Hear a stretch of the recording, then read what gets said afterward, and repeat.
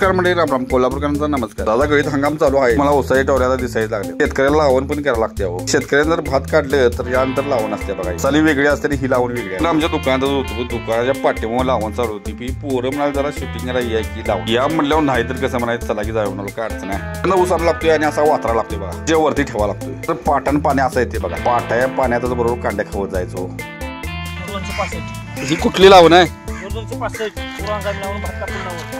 भात कापून लावण आणि आडसाली कुठली असते ती? आडसाली 1 ऑगस्टला करतात. भुईमुग रानात, सोयाबीनच्या रानात, मळीच्या रानात.